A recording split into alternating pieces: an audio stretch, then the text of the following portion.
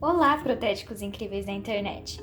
Eu sou a doutora Valerie Menite e, novamente, a pedido do Dr. Cristiano Semedo, inclusive, professor, mais uma vez, obrigada pelo convite. É uma honra para mim poder auxiliar em suas aulas. Bom, hoje eu tô aqui para falar do polêmico dente canino. Ele, que é um dente que tá ali na esquininha do sorriso. Parece um figurante no sorriso, mas na realidade ele é o protagonista de um dos principais movimentos mastigatórios, que é a lateralidade. Mas isso é assunto para outro dia. Hoje a gente vai falar da morfologia desse dente e quais as estruturas o tornam o protagonista da lateralidade. Eu tenho aqui um desenho que eu fiz. Para quem não viu o vídeo, eu gravei um vídeo fazendo esse desenho. Eu vou deixar linkado aqui nos cards. Então, para quem não viu, vai lá conferir que tá legalzinho o vídeo. Então, eu tenho aqui um desenho, tá? Demonstrativo, para explicar para vocês uma introdução desse dente, algumas estruturas. Então, antes da gente começar a inserar esse dente, a gente vai falar um pouquinho de algumas estruturas morfológicas da parte da face vestibular e da face lingual desse dente. A gente vai começar com o formato. O formato do dente canino é o formato de um pentágono, que é esse desenho que eu fiz aqui exemplificando para vocês, tá?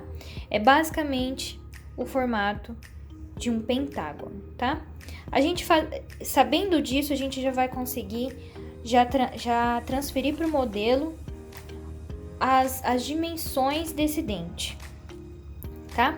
Ele tem mais ou menos o mesmo tamanho de um central, o tamanho de cérvico incisal e mais ou menos as mesmas dimensões também de mesial para distal, tá? Varia um pouco, às vezes de homem para mulher, às vezes o canino pode ser um pouquinho maior, mas no geral ele é um dente mais ou menos do mesmo tamanho de um central, tá?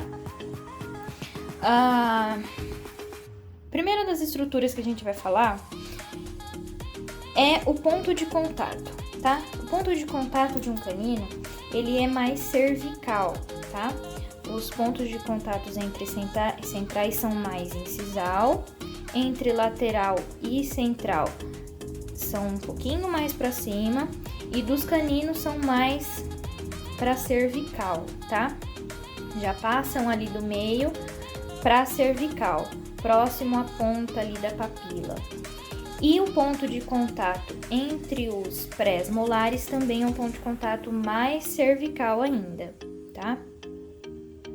A face vestibular desse dente é dividida por uma linha de brilho que vai da ponta de cúspide até o zênite gengival.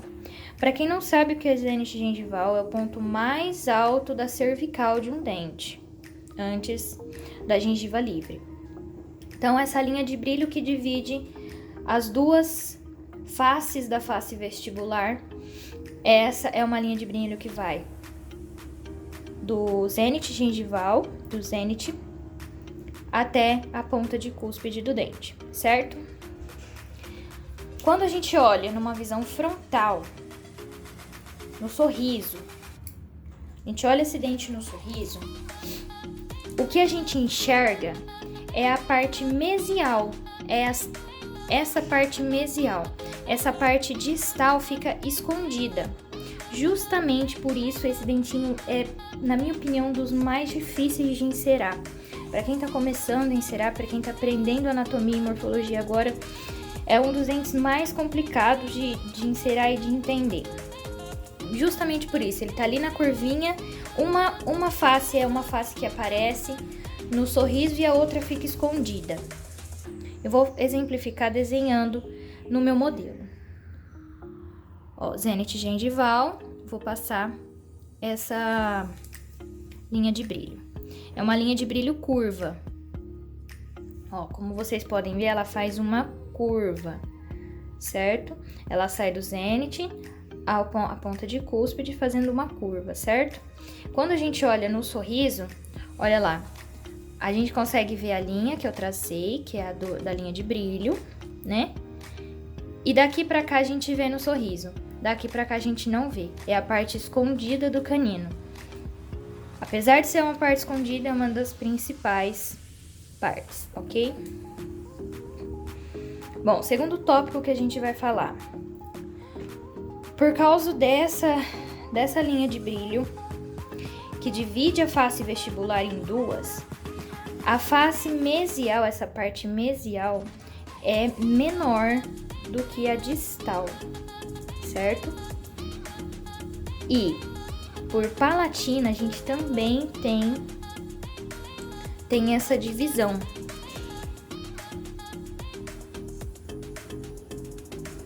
E ela é exatamente igual à da vestibular. Do zênite, é o ponto mais alto do dente aqui, perto da gengiva, até a ponta de cúspide, fazendo aquela mesma curva, certo? Só que aqui, na lingual, na face palatina, perdão, é o contrário. A parte mesial é maior do que a parte distal. Por quê? Isso se dá porque essa região mesial, aqui onde eu tô riscando, é aonde o guia de canino vai passar.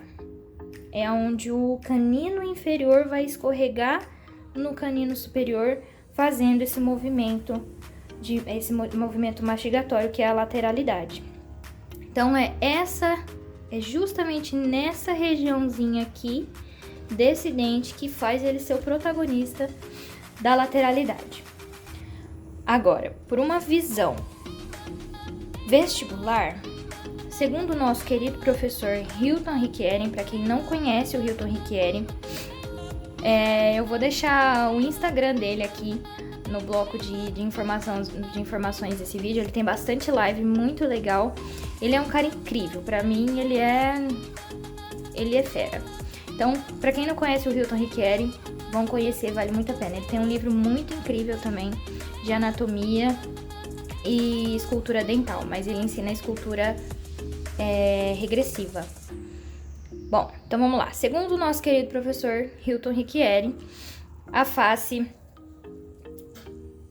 palatina, né, desse dente, a face palatina desse dente, ela tem uma crista marginal, que é aqui onde eu estou apontando, que tem o formato da Unicef. Para quem não conhece, é aquele formato que parecem duas mãos assim, ó. Então, segurando uma bolinha assim. É o formato da Unicef. Aqui a gente vai colocar um dente canino no meio.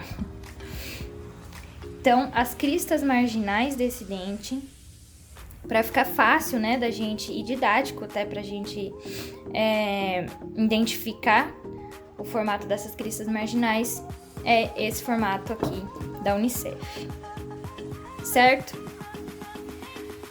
Bossa canina. A bossa canina é uma bossa, né, é uma estrutura do dente canino que é um volume, né? Fica aqui nessa região aqui, é como se fosse um reforço para esse dente. O dente canino, como ele é o protagonista da lateralidade, ele é um dente que requer mais estrutura para aguentar a força. Porque ele tá ali na lateralidade, ele faz o guia de canino. A gente tem também um osso mais robusto aqui, que segura bem essas forças, que distribui bem essas forças mastigatórias. Então, ele é um dente que requer bastante estrutura, por ele aguentar a maior parte da força mastigatória, tá? A força mastigatória na lateralidade, certo? Porque os dentes molares são os que, né, mais distribuem força mastigatória. E além disso, a gente tem também as macrotexturas, tá? As macrotexturas são depressões que a gente tem na vestibular, que fazem o dente ter aquele movimento, né? Aquelas curvas. Como eu desenhei aqui para vocês no desenho, eu vou desenhar no modelo, exemplificando melhor. Bom, nessa parte mesial da face vestibular, a gente tem uma macrotexturização curta, ligeiramente curta, como se fosse um triângulozinho aqui, certo? E nessa parte distal da face vestibular, a gente tem uma macrotexturização maior um pouco. Ela faz esse desenho que faz com que pareça que o canino tenha uma cinturinha. Com essa macrotexturização, a gente olha para um dente canino e vê essa cinturinha aqui, ó, que é devido à macrotexturização que ele tem. São essas depressões na vestibular. Agora a gente vai encerar esse dente.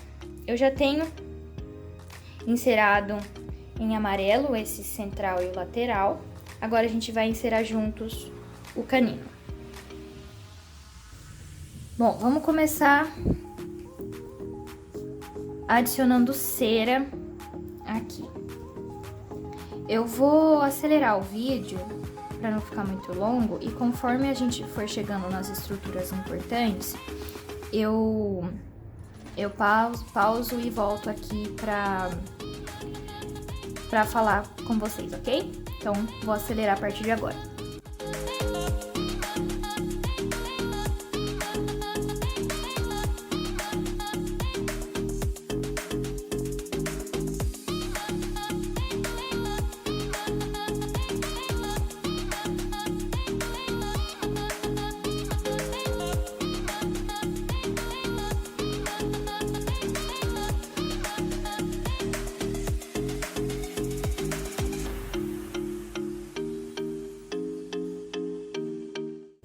Pessoal, vejam que essa linha de brilho que eu fiz do zênite gengival à ponta de cúspide faz com que a ponta de cúspide seja mais mesializada do que distalizada, certo?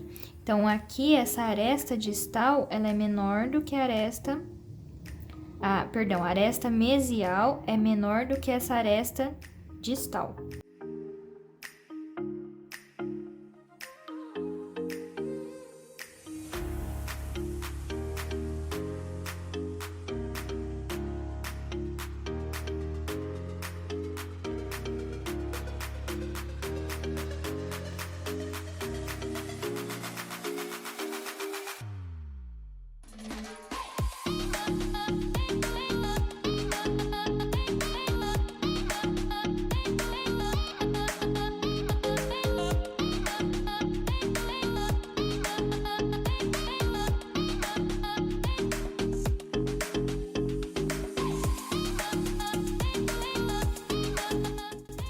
Bom, pessoal, agora eu já tenho o meu dente 90% pronto.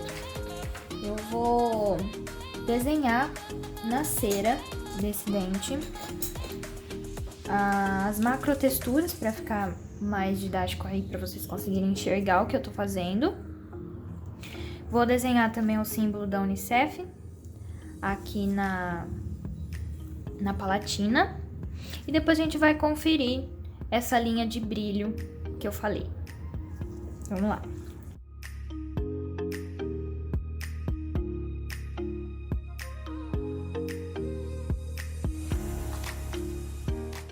Vejam só, pessoal, as curvas que a macrotexturização deixou na vestibular.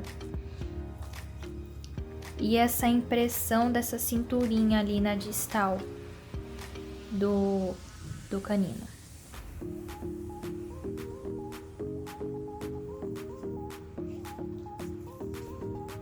Vamos para a palatina.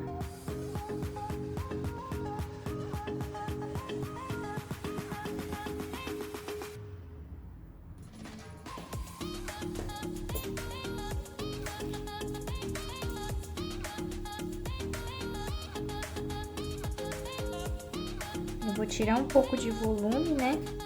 E eu vou fazer uma fossa nessa região e vai evidenciar as cristas marginais.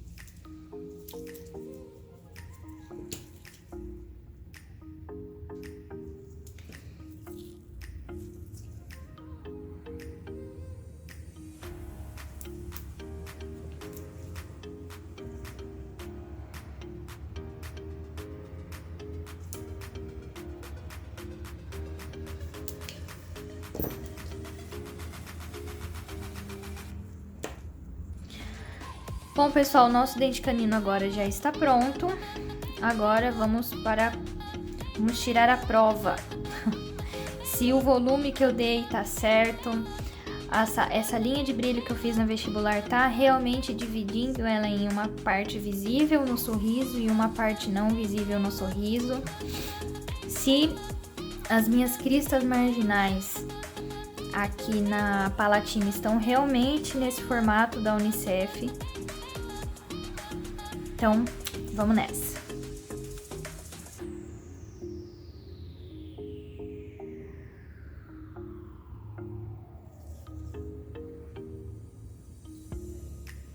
Olha lá, pessoal. Numa visão frontal, eu tenho a parte visível, né? Separada ali pela linha azul. Separada ali pela linha azul, ó. Dá pra ver certinho. E a parte não visível no sorriso, numa visão frontal. Então, meu volume ali na vestibular dessa linha de brilho tá ok. Vamos pra palatina.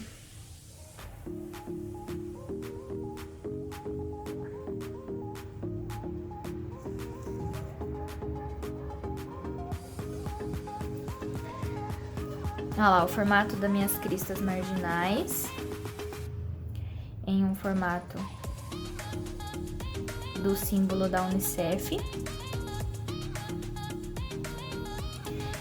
E, pessoal, uma dica legal para quem tá começando a fazer enceramento diagnóstico, que são o enceramento onde esse canino, ele também é protagonista. Quando a gente vai fazer enceramento diagnóstico, é difícil a gente fazer um dente só ou só 4. Geralmente é de 6 dentes para mais, incluindo os caninos, certo? Porque quando a gente vai fazer um enceramento diagnóstico, a gente presume que aquela pessoa está querendo passar por alguma reabilitação, fazer algum tipo de trabalho estético. E mesmo fazendo um trabalho estético, a gente nunca pode deixar a função para trás, né? Então, quando a gente entra para fazer, a gente pega na bancada um enceramento diagnóstico para fazer, que tem, né, que é incluso o canino, esse enceramento tem que estar montado em articulador semiajustável para vocês poderem fazer essas funções de lateralidade e protusão. O canino, ele também tem uma função na função protusão. Na função de lateralidade, quando a gente vai fazer um enceramento diagnóstico, nem sempre a gente vai pegar uma boquinha perfeita, uma classe 1 certinha. A gente sempre vai pegar classe 2, classe 3, e que a gente vai ter que aumentar a dimensão, vai ter que aumentar canino e vai ter que dar guia de canino, porque essa pessoa não tem guia de canino, vai ter que melhorar essa função. Então, partindo do princípio de que essa região aqui é a região onde o canino inferior escorrega para fazer, né, o guia de lateralidade. Então, pensa comigo, se ali é onde esse dente escorrega, e a gente pega um caso onde essa pessoa perdeu o guia de canino, ela perdeu ponta de canino, então se a gente acrescentar volume aqui, a gente consegue melhorar esse ponto de contato, mesmo que a gente já tenha encerado o dente canino nas dimensões certinhas, tudo. E a resposta é sim. Se você acrescentar um pouco de volume aqui, você vai conseguir melhorar o seu guia de lateralidade, tá? Mas isso tem um limite, porque dependendo da quantidade de volume que você dá aqui, numa visão vestibular, o seu canino pode ficar arredondado, pode ficar uma bolinha, parecendo uma bolinha. E eu vou exemplificar para vocês agora. Eu vou tirar essa marcação que eu fiz aqui, porque senão a cera vai ficar verde. E eu não quero isso, eu quero que vocês vejam o quanto vai mudar a visão vestibular desse canino se eu colocar muito volume ali naquela região para melhorar a função de lateralidade. E aí vocês vão falar, ah, mas é função em primeiro lugar. Sim, função em primeiro lugar. Só que quando você tem 2 caninos e às vezes em um só você precisa fazer isso, um vai ficar diferente do outro. E aí o paciente vai ver, vai falar, e não só por isso, mas também tem que pensar na indicação de aumentar o inferior. Para não aumentar muito o superior, a gente aumentar um pouquinho o inferior para o inferior conseguir chegar e fazer esse guia de lateralidade aqui. Eu vou exemplificar para vocês. Ó, vou dar bastante volume aqui. Tô partindo do princípio que o meu dente inferior na lateralidade não tá tocando aqui no canino. Não tá dando guia em canino. Então, eu vou colocar volume aqui.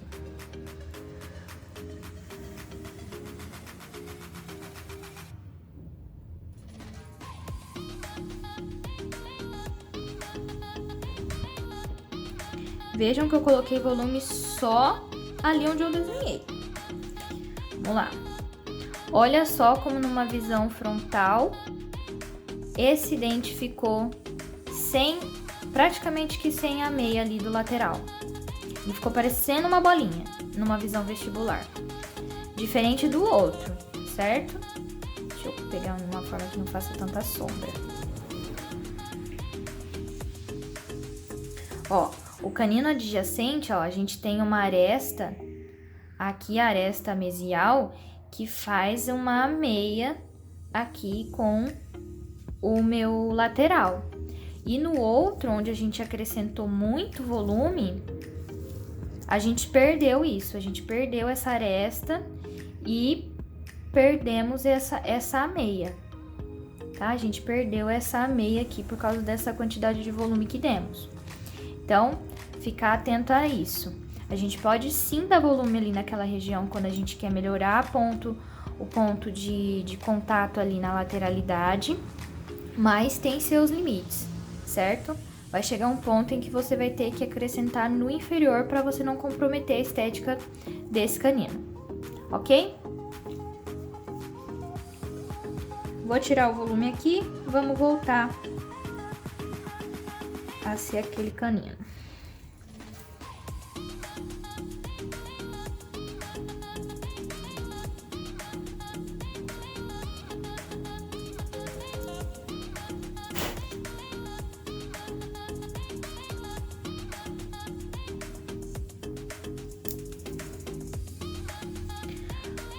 Olha só, pessoal, foi eu tirar o volume, a gente voltou até aquela meia.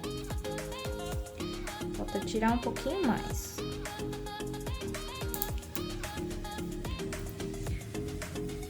Olha só.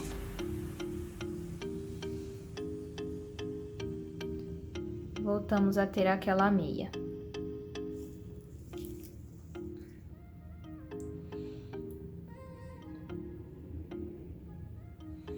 Aqui eu só tô tirando essa linha, não tirei quase nada de cera.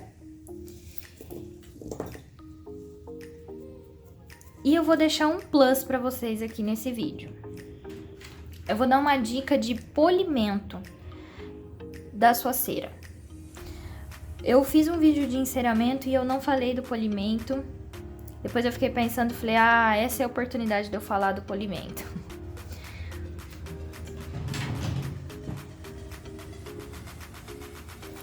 Vocês vão utilizar um rolinho de algodão. Não precisa ser rolinho, pode ser um algodão normal, mas eu gosto do rolinho, porque eu acho prático. E vocês vão utilizar sabão, de preferência branco ou transparente, ou pode ser até detergente transparente mesmo. Eu uso um sabãozinho branco, um sabonetinho líquido mesmo branco. Por que não coloridos? De repente, se você estiver usando uma cera branca e esse sabonete tiver muito pigmento, né, muita cor, você pode aderir isso na sua cera. Aí vai mudar a cor da sua cera, o que não é legal. Então, eu uso um algodãozinho com um sabonetinho claro, tá? Um sabonete branco ou até detergente transparente mesmo, aqueles de coco. E fica até legal porque o enceramento fica cheirosinho depois. Eu uso um com cheirinho de erva doce. E a gente vem e não vai apertar, a gente só vai esfregar, como se estivesse dando um banho ali no enceramento. Esse polimento vai tirar marca de espátula, risco, e vai até suavizar um pouco se você fez microtexturização, periquimáceas e isso. E ele vai dar essa suavizada e vai polir também. Vai deixar brilhosinho.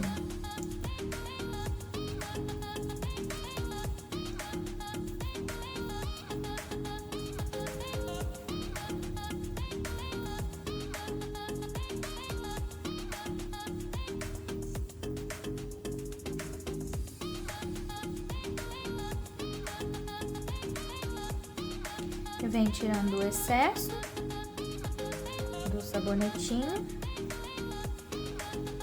com a parte seca do algodão. E aí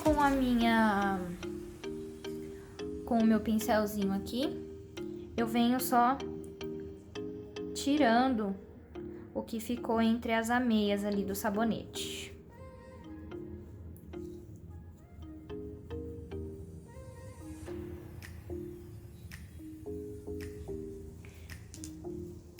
E aí, esse é o resultado. Se vocês pudessem sentir o cheiro, tá bem cheirosinho aqui o enceramento. Ó, esse é o resultado do polimento.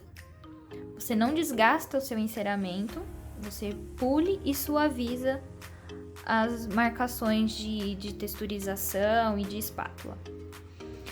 Esse foi o vídeo, pessoal. Eu espero muito que vocês tenham gostado. Não deixa de deixar seu like, deixa um comentário legal aqui pra mim. Compartilha com seus amigos, se inscreve aqui no canal se você ainda não é inscrito, tá? E deixa sugestões pra mim aqui nos comentários, que eu leio todos e penso com muito carinho em cada vídeo que vocês me pedem, ok? Então, mais uma vez, obrigada ao professor Cristiano. E é isso, pessoal. Até a próxima!